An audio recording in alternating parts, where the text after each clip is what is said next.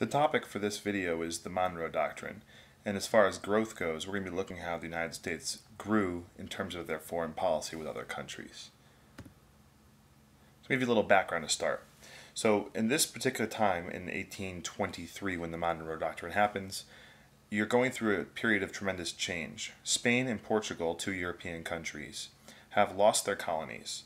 They colonized most of the New World, where they were two of the first countries, but most of their colonies in Central and South America have had revolutions and have gained their independence.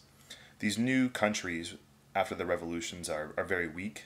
They're just getting started. Think about the way the United States was when it was first getting started, a very weak government. The United States is happy that these countries are getting their independence, and it doesn't want European countries to come back in and take over these countries again, especially because their governments are so weak. This would threaten the spread of freedom if these countries came back, and the United States wouldn't want that, but it would also threaten the United States' expansion. The United States is looking to expand across North America, and if these European countries were to come back, it would definitely threaten their expansion and their growth in the United States.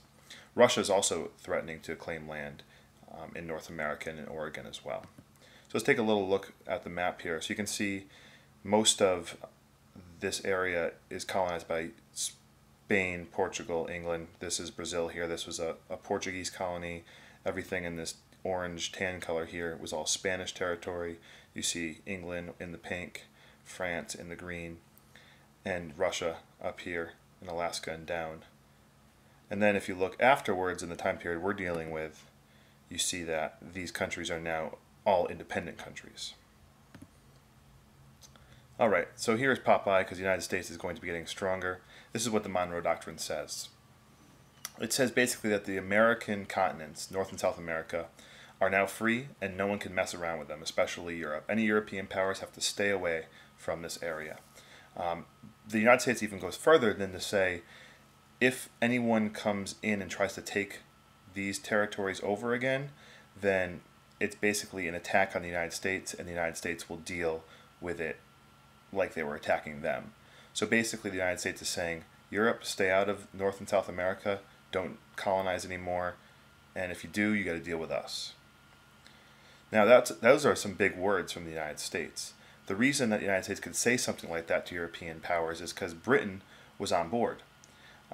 If Britain didn't want to listen to the United States, then they wouldn't have to. Britain is still the most powerful country in the world. But luckily, President Monroe knew that England was on his side, because England made tons of money trading with these new independent countries. So England didn't want anyone to take these new countries over either. So now that England is on Monroe's side, no one messed with them, and the Monroe Doctrine stood up. Alright, so what happened because of the Monroe Doctrine? Basically, the United States says, Europe, get out of North and South America, don't mess around with this area of the country anymore. This is our area, we're the leaders of this place.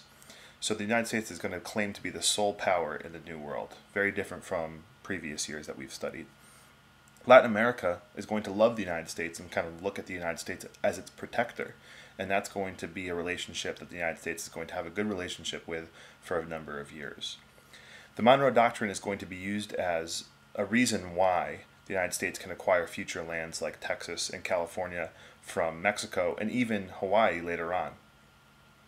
And this is the biggest effect, is that the United States is now taking a lead role in foreign affairs. It's telling Europe what to do, kind of, because without England, they wouldn't listen. But definitely the United States is now feeling better about itself, feeling strong, and telling people who's boss.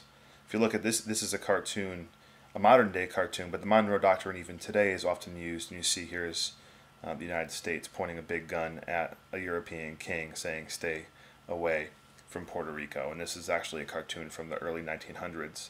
The Monroe Doctrine is used even into the 1960s. So just to conclude, the world is changing. You saw that in those maps how the European countries were losing their power and losing their holds on colonial possessions in the New World. The United States steps up to defend these new nations, and it wasn't just that they were being nice to these new countries, they were also protecting their own interests in defense.